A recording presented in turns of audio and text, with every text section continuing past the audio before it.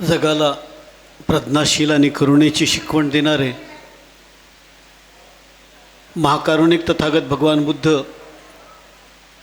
यांना विनम्र अभिवादन। हिंदवी स्वराज्याचे संस्थापक छत्रपती शिवाजी महाराज, सामाजिक क्रांतीचे प्रणेते महात्मा ज्योतिबा फुले, आरक्षणाचे जनक छत्रपती शाहू महाराज, भारतीय घटनेचे शिल्पकार, या देशातील समस्त बहुजनांचे मार्गदाते, मुक्तिदाते, आम्हा सर्वांचे बाबा परमपूज्य डॉक्टर बाबासाहेब आंबेडकर, लोकशाहीर अण्णाभाऊ साठे, सावित्रीबाई फुले, राष्ट्रसंत तुकडोजी महाराज, संत गाडगेबाबा, संत रविदास, भगवान बिरसा मुंडा, अहिल्याबाई होळकर, महाराष्ट्रातील आणि देशातील तमाम संत पुरुष, राष्ट्रपुरुषांना विनम्र अभिवादन। संविधानाच्या अमृत महोत्सवाच्या निमित्तानं संविधान जागर यात्रा 2024 आपल्या गावात आली आणि त्याचं स्वागत आपण सगळ्यांनी केलं। या जागर यात्रेच्या निमित्तानं या जागर यात्रेचे संयोजक ॲडव्होकेट वाल्मिक तात्यांनी काळजे, दुसरे या ठिकाणी उपस्थित झालेले नाशिकवरून आलेले राजेंद्र गायकवाड साहेब, कर्मवीर दादासाहेब गायकवाड यांचे नातू, या कार्यक्रमाच्या निमित्तानं या ठिकाणी प्रामुख्यानं उपस्थित माझ्या छोट्या भगिनी, डॉक्टर बाबासाहेब आंबेडकर फाउंडेशनच्या सदस्या योजनाताई ठोकळे, दुसऱ्या घे भरारी महिला बचत गटाच्या अध्यक्षा मुंबईवरून या ठिकाणी आलेल्या स्नेहाताई भालेराव, आकाशजी अंबोरे, विजयजी गव्हाडे, नागशेणजी पुंडके यांच्यासोबत आलेली सगळी सन्माननीय मंडळी, मंचावर या ठिकाणी उपस्थित झालेले आमचे अनुसूचित जाती मोर्चा महाराष्ट्र प्रदेशाचे उपाध्यक्ष राजहंस ठोके सर, अनुसूचित जाती महिला मोर्चाच्या महामंत्री रचनाताई गहाणे, या ठिकाणी प्रामुख्यानं उपस्थित जिल्ह्याचे उपाध्यक्ष आमचे रत्नदीप दहिवलेजी, दुसरे उपाध्यक्ष या ठिकाणी डॉक्टर भगत साहेब जगनिक सर आणि जिल्ह्याचे महामंत्री आमचे डॉक्टर कुंभरेजी, मंचावर बसलेली सगळी सन्माननीय मंडळी। वेळ भरपूर झालेला आहे, आपल्या सगळ्यांची गर्दी पण कमी व्हायला लागली, तरी पण ही अत्यंत महत्त्वाची ही बैठक सभा होती। दुर्दैवानं आम्हा सगळ्यांना वेळ कमी भेटला। परवाच्या दिवशी एक कार्यक्रम झाला आणि त्याच्यानंतर या संविधान जागर यात्रेच्या निमित्तानं या ठिकाणी वेळ कमी भेटल्यामुळे या ठिकाणी आज, कारण उद्या परवाच्या दिवशी परत कार्यक्रम असल्याकारणानं, तरी पण आपण वेळेवर सगळेजण आलात त्याबद्दल आपल्या सगळ्यांचं मनापासून आभार मानतो, धन्यवाद देतो। मागच्या 75 वर्षापासून कोट्यवधी भारतीय लोक या देशामध्ये एकत्रित राहतात। कोणतेही अंतर्गत युद्ध या देशात झालेले आपण पाहिलेलं नाही किंवा यादवी माजलेली आपण कधी पाहिली नाही। 75 वर्षापासून या देशामध्ये संसद, न्यायपालिका आणि कार्यपालिकेत कोणत्याही प्रकारचा अडथळा न येता अत्यंत सुरळीतपणे कामकाज सुरू आहे आणि याला एक प्रमुख कारण म्हणजे भारतीय राज्यघटना। भारतीय राज्यघटना ही सर्वोच्च कायदा असून भारतीय लोकशाही व्यवस्थेचा हा एक भक्कम पाया आहे। ती आम्हा सगळ्या भारतीयांचा जीवनाचा एक प्रमुख अंग म्हणून काम करते। देशाच्या सांस्कृतिक भाषिक विविधतेच्या संरक्षणासाठी आणि सामाजिक न्यायाच्या संवर्धनासाठी भारतीय राज्यघटनेमध्ये असंख्य तरतुदी केलेल्या आहेत। संविधानातील प्रत्येक शब्दाचा अर्थ लावायचा आणि त्याचे पावित्र्य राखण्याची जबाबदारी ही संविधानानं सर्वोच्च न्यायालयाकडे सोपवलेली आहे। सर्वोच्च न्यायालयाच्या 13 न्यायाधीशाच्या खंडपीठानं आपल्या सगळ्यांना माहीत आहे, केशवानंद भारती खटल्यामध्ये निकाल देताना संविधानाच्या रचनेचा मूलभूत सिद्धांताची अत्यंत स्पष्टता आणि व्याख्या केलेली आहे। राज्यघटनेचे सर्वोच्चत्व, लोकशाही शासनाचे स्वरूप, नागरिकांचे मूलभूत अधिकार यासारख्या मूलभूत वैशिष्ट्यांमध्ये संसदेला सुधारणा करता येणार नाही असे स्पष्ट केले असताना सुद्धा आणीबाणीच्या काळामध्ये 42व्या घटना दुरुस्तीप्रमाणे संविधानाच्या लोकशाही स्वरूपाचे हुकुमशाही राजवटीमध्ये रूपांतर करण्यात आले होते। ही भारतीय संविधानाची सगळ्यात मोठी हत्या करण्यात आली होती। केवळ 2 वर्षातच या सरकारला, या हुकुमशाही प्रवृत्तीच्या सरकारला उलथून पाडण्याचं काम 44व्या घटना दुरुस्तीवरूनुसार भारतीय संविधानाला पुन्हा लोकशाहीचे स्वरूप प्राप्त करून देण्यात आले होते. हा इतिहास आहे आणि यावरून संविधानात बदल कोणी केला हे आपल्या सगळ्यांच्या लक्षात येते. एक प्रकरण झालं होतं गोलकनाथ विरुद्ध पंजाब राज्य हा खटला मूलभूत हक्काचं श्रेष्ठत्व प्रस्थापित करण्याच्या न्यायिक दृष्टिकोनातून हा मैलाचा दगड भारतीय इतिहासामध्ये झाला. आणि हा जो गोलकनाथ वर्षेत पंजाब सरकारचा जो खटला होता हा 1967मध्ये लढला गेला. या निर्णयामध्ये सर्वोच्च न्यायालयाने निकाल देताना म्हटले आहे की मूलभूत अधिकार हे भारतीय संविधानाच्या मूलभूत संरचनेचा भाग असून मूलभूत अधिकाराचे उल्लंघन करणारा कोणताही कायदा संसद करू शकत नाही असं या प्रकरणामध्ये म्हटलं गेलं होतं.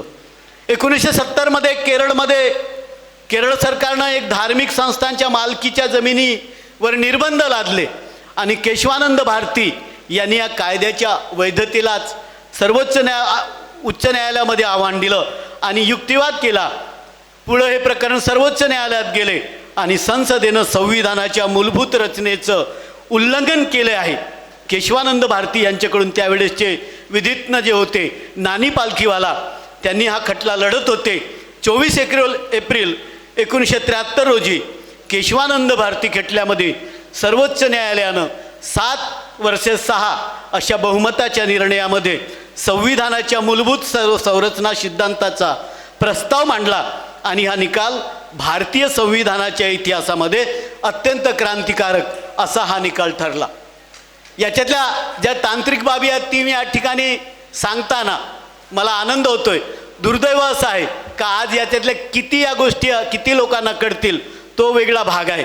तरी पण काही गोष्टी नक्की सांगणं गरजेचं आहे कारण हे संविधान जागर यात्रेच्या निमित्तानं या मूलभूत गोष्टी आपल्याला कळल्या पाहिजे असा माझा या ठिकाणी समज आहे.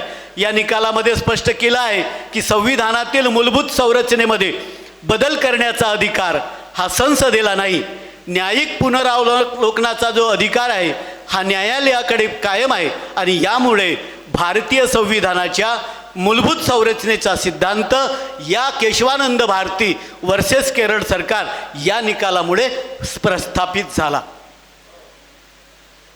यामुळे राज्यघटनेची मूलभूत वैशिष्ट्ये जी आहेत, घटनेची सर्वोच्चता आहे, कायद्याचे राज्य, न्यायपालिकेचे स्वातंत्र्य, संसदेद्वारे घटना दुरुस्ती करून किंवा रद्द करून ती केली जाऊ शकत नाही असे यामुळे स्पष्ट झाले. या निकालामुळे हे पण स्पष्ट झाले की संसद जरी आपल्याला अत्यंत शक्तिमान वाटत असला तरी संसदेला संविधानाच्या बेसिक स्ट्रक्चरमध्ये बदल करू शकत नाही हे यामुळे स्पष्ट झालं. आणि संविधानाचे सर्वोच्च न्यायालयाला संविधानाच्या पालकत्वाचा दर्जा भेटला. हा अत्यंत महत्त्वाचा निर्णय त्या काळी केला गेला आणि यामुळे सत्तेत आलेले कोणतेही सरकार केवळ बहुमताच्या आधारावर मनमानी तऱ्हेने घटनेत बदल करू शकत नाही हे या निकालामुळे स्पष्ट झालं. या निर्णयामुळे त्यावेळी काँग्रेस सरकारने घेतलेले जे काही निर्णय होते त्याच्यामुळे केंद्र सरकार, कारण हा निर्णय त्यावेळेसच्या सरकारच्या जिवारी तो लागला, परंतु या निर्णयामुळे केंद्र सरकार आणि न्यायव्यवस्था याच्यामध्ये अप्रत्यक्ष तणाव त्या काळामध्ये वाढला. याच्यामध्ये जे भर घातली ती राजनारायण यांच्या प्रकरणात त्यावेळेसचे तत्कालीन पंतप्रधान इंदिरा गांधी यांच्या विरोधात अलाहाबाद उच्च न्यायालयानं जो निर्णय दिला त्याच्यामुळे न्यायालय आणि सरकार याच्यामध्ये बेबनाव झाला. 1971मध्ये लोकसभा निवडणुकीमध्ये रायबरेलीवरून इंदिरा गांधी उभ्या होत्या आणि त्यांच्या विरोधात होते राजनारायण यांनी सरकारी यंत्रणेचा गैरवापर इंदिरा गांधींनी केला आणि मतदारावर प्रभाव टाकण्यासाठी पैशाचा आणि शक्तीचा दुरुपयोग केला इत्यादी आरोप करीत त्यावेळेस उच्च न्यायालयामध्ये त्यांनी एक याचिका दाखल केली. 19 मार्च 1975 रोजी तत्कालीन पंतप्रधान इंदिरा गांधींना निवडणूक याचीमध्ये प्रत्यक्ष साक्ष देण्यासाठी उच्च न्यायालयामध्ये बोलवण्यात आलं. माझा शब्द ऐकून घ्या. मला वाटते त्यावेळेस जे सत्तारूढ पंतप्रधानास कोर्टात उभे राहण्याची स्वतंत्र भारतातली ही पहिली घटना होती. यामुळे त्यावेळेसच्या तत्कालीन पंतप्रधान श्रीमती इंदिरा गांधी यांच्या अहंकाराला धक्का बसला. या निकालात न्यायमूर्ती जगमोहन सिन्हा यांनी श्रीमती इंदिरा गांधी यांनी निवडणुकीमध्ये गैरप्रकार केल्याचा आरोप करीत दोषी ठरवले आणि त्यांच्यावर 6 वर्ष कोणतेही पद भूषवण्यास बंदी घातली. श्रीमती इंदिरा गांधी यांनी याविरोधात सर्वोच्च न्यायालयामध्ये दाद मागितली आणि 24 जून 1975 रोजी सर्वोच्च न्यायालयानं आपला उच्च न्यायालयाचा निर्णय कायम ठेवला. अलाहाबाद उच्च न्यायालयाच्या निर्णयानंतर श्रीमती गांधी यांना पंतप्रधान पदाचा राजीनामा द्यावा अशी मागणी लोकनायक जयप्रकाश नारायण यांच्या नेतृत्वात या देशामध्ये जोर धरू लागली. 25 जून 1975 रोजी लोकनायक जयप्रकाश नारायण यांनी इंदिरा गांधींना राजीनामा देईपर्यंत परिवर्तन आंदोलन सुरूच राहील अशा पद्धतीचा एल्गार या देशात पसरवला. त्यांनी सरकारच्या विरोधात मोठी घोषणा दिली, आंदोलन केलं आणि 7.5 लाख लोक तत्कालीन सरकारच्या विरोधामध्ये संपूर्ण देशामध्ये उभे राहिले. हा प्रचंड मोठा आंदोलन त्या ठिकाणी पेटला आणि इंदिरा गांधींना न्यायालयाची आणि जनसामान्याची कोंडी त्या ठिकाणी झाली. या कोंडीतून सुटका करून घेण्यासाठी इंदिरा गांधी यांनी आपल्या पदाचा राजीनामा न देता घटनेतील 352 कलमाचा आधार घेऊन देशात अस्थिरता निर्माण झाल्याचे कारण दाखवित 25 जून 1975 रोजी या देशात राष्ट्रीय आणीबाणी जाहीर केली. आणि महत्त्वाची बाब म्हणजे त्यावेळेस त्यांनी कॅबिनेटला पण विचारात घेतलं नाही आणि आणीबाणी जाहीर केली. त्यावेळेस आणीबाणीच्या काळामध्ये अनेक घटना दुरुस्ती करण्यात आल्या. 22 जुलै 1975 रोजी 38वी घटना दुरुस्ती केली गेली आणि भारतीय संविधानातील न्यायिक पुनरावलोकनाचा जो अधिकार होता न्यायव्यवस्थेला तो काढून घेण्यात आला.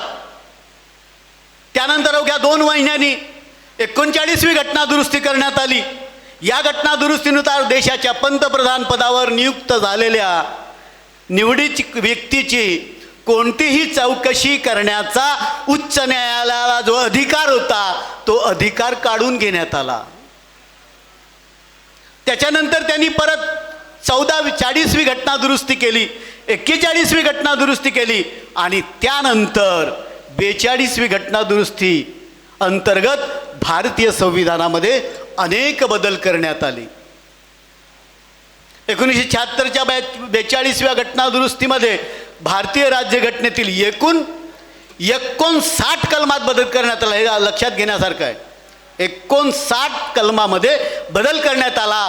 हा आजपर्यंतच्या इतिहासातील सगळ्यात मोठा बदल होता. या घटना दुरुस्तीमध्ये प्रस्तावनेमध्ये जो बदल तुम्हा सगळ्यांना माहीत आहे, धर्मनिरपेक्ष आणि राष्ट्रीय एकात्मता या शब्दाचा समावेश करण्यात आला. मंत्रिमंडळाचा सल्ला राष्ट्रपतीवर बंधनकारक करण्यात आला. पूर्वी हा बंधनकारक नव्हता राष्ट्रपतींवर. घटना दुरुस्तीमध्ये राष्ट्रपतीवर मंत्रिमंडळाचा सल्ला जे ह्या असतील ते बंधनकारक करण्यात आले. लोकसभेचा कार्यकाळ 2दा वाढवण्यात आला 1 वर्षानं आणि 42व्या घटना त्या काळामध्ये कार्यकाळ जो 5 वर्षाचा होता तो 7 वर्षाचा झाला. संविधानाशी छेडछाड करण्यात आली. 1977मध्ये 6व्या लोकसभेसाठी निवडणुका झाल्या कारण लोक चिडले होते.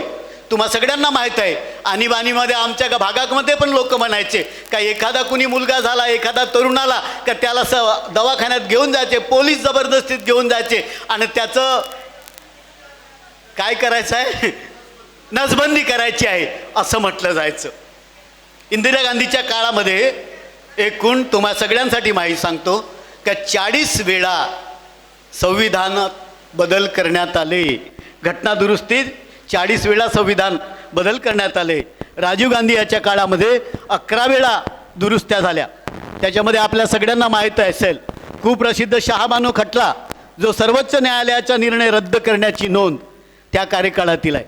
याच्या बाबतीमध्ये तुम्हा सगळ्यांना कदाचित माहीत नसेल का त्यामध्ये सुप्रीम कोर्टानं जे म्हटलं होतं का त्या शहाबानूला पोटगी दिली पाहिजे, परंतु तो जो निर्णय आहे मौलवींच्या दडपणाखाली, या देशातल्या काही समाजाच्या दडपणाखाली तो निर्णय संसदेनं बदलवण्याचं पाप या देशात त्या काळामध्ये झालं. या गोष्टी अधोरेखित आपल्यासाठी करण्यासारख्या आहेत. मनमोहन सिंग यांच्या काळामध्ये 7 वेळा घटना दुरुस्ती करण्यात आली आणि मोदीजींनी 2014 ते 2024 या 10 वर्षाच्या काळामध्ये 7 वेळा घटना दुरुस्ती केली. या 7 वेळाच्या घटना दुरुस्ती आपल्या सगळ्यांसाठी अत्यंत उपकारक होत्या, समाजासाठी उपकारक होत्या, देशासाठी उपकारक होत्या. त्या घटना दुरुस्त्या केल्या. 101वी घटना दुरुस्ती, 1 नेशन 1 टॅक्स आपल्या सगळ्यांना माहीत आहे. त्याच्या बाबतीत जास्त या ठिकाणी काही बोलत नाही, बोलणारी अजून आहेत त्याच्यामुळे बोलत नाही. 102वी जी घटना दुरुस्ती होती, मागासवर्ग आयोगाला घटनात्मक दर्जा, ज्याच्यासाठी परमपूज्य डॉक्टर बाबासाहेब आंबेडकरांनी राजीनामा दिला होता. पूर्वी हा आयोग फक्त वैधानिक आयोग होता, याला संविधानिक आयोग, ओबीसी समाजाचा जो मागासवर्ग आयोग होता त्या आयोगाला घटनात्मक दर्जा. त्याचे अध्यक्ष आता हंसराज अहिर साहेब आहेत. 130वी घटना दुरुस्ती जी होती ती आर्थिक दुर्बल घटकांना 10% आरक्षण. 104 जी घटना दुरुस्ती होती तर अनुसूचित जाती आणि अनुसूचित जमातीला 10 वर्षाचं आरक्षण वाढवण्यात आलं. अशा असंख्य गोष्टी आहेत. 106वी घटना दुरुस्ती, महिलांना लोकसभा आणि विधानसभेमध्ये 33% आरक्षण, ज्याला पंतप्रधान मोदींनी नारी शक्ती वंदन कायदा म्हटला आहे. 107वी घटना दुरुस्ती, जम्मू काश्मीरचा विशेष दर्जा देणारे 370 कलम या कायद्यानं काढले आले. त्याच्यानंतर NRC. आता मला सांगितलं एखाद तरी याच्यात विरोधातला आहे का? आता विचार करा का काँग्रेसने ज्या घटना दुरुस्त्या केल्या 40 वेळा केल्या, त्या या देशासाठी घातक होत्या की मोदीजींनी फक्त 7 वेळा ज्या केल्या त्या आपल्यासाठी फायदा होते. याचा जर विचार केला तर काँग्रेस जे षडयंत्र आम्हा सगळ्यांसाठी करते ते या देशासाठी किती घातक आहे हे आपल्या लक्षात येईल. दुर्दैवानं आपण समजू शकलो नाही. परमपूज्य डॉक्टर बाबासाहेब आंबेडकरांना भारतरत्न त्यांनी कधी दिला नाही, ते आपण समजू शकलो नाही. त्यांना मुंबईमधून 1952 हरवल्या गेलं, ते आपण समजू शकलो नाही. 1954 याच भंडारा लोकसभा क्षेत्रामध्ये परमपूज्य डॉक्टर बाबासाहेब आंबेडकरांना हरवल्या गेलं. त्यासाठी स्वतः पंडित जवाहरलाल नेहरू या ठिकाणी आले, आपण ते पण समजू शकलो नाही. आणि 1930 ब्रिटिशांनी जातीय जनगणना केली होती. त्याच्यानंतर काँग्रेसनं 2014 पर्यंत सातत्यानं सत्तेवर होते, त्यांनी कधी जाती जनगणना केली नाही, तरी पण ते लोकांना वर्गवतात, तरी आपण समजू शकलो नाही. या देशात ओबीसींना पहिल्यांदा आरक्षण देण्याचं काम भारतीय जनता पक्ष आणि VP सिंगच्या सरकारनं केलं, तरी पण आमचे लोक जेव्हा ओरडतात तेव्हा दुःख होतं. खऱ्या अर्थाने या देशाचे घातक कोण आहेत ते आम्हाला कळलेच नाही. आणि म्हणून ही संविधान जागर यात्रा ही अत्यंत महत्त्वाची आहे. या जागर यात्रेच्या निमित्तानं कोणी बदल केले या देशामध्ये, खऱ्या अर्थाने या देशाला अनुसूचित जाती, अनुसूचित जमाती आणि ओबीसीचे अधिकार डावलण्याचा आणि आरक्षण संपवण्याचा कट खऱ्या अर्थानं कोणी केला हे जर आपण समजलो तर ही संविधान जागर यात्रा आपल्याला कळली असं त्या ठिकाणी होईल. मी आपल्या सगळ्यांची माफी मागतो. या ठिकाणी संविधान जागर यात्रा आली, आपण कालच आपल्या इकडे जन्माष्टमीचा सण होता, आज पण काही लोकांनी विसर्जन केला, त्याबद्दल काही जण या ठिकाणी आले नाहीत. या ठिकाणी मला वाटते संविधानाच्या संदर्भातल्या अनेक पुस्तकं या ठिकाणी वाटप करतील, आपण त्या घ्याव्या. पण संविधान आपण सगळ्यांनी आपल्या घरामध्ये प्रत्येकाने ठेवला पाहिजे. संविधानच या देशाला वाटवू शकतो, संविधानच या आपल्या सगळ्यांना मोठा करू शकतो. या देशातले अनुसूचित जातीचे, अनुसूचित जमातीचे, ओबीसी समाजातले, बहुजन समाजाच्या सगळ्या लोकांना संविधान मोठा करू शकतो. आमचं आरक्षण कोणी बळकावत नाही. आमच्यावर ज्या लोकांनी अत्याचार केले तेच आज आपल्याला जर म्हणत असतील तर त्यांचा विचार आपण समजला पाहिजे. एवढंच या निमित्तानं बोलतो आणि माझ्या शब्दांना विराम देतो. जय भीम, नमस्कार, जय सेवा, धन्यवाद.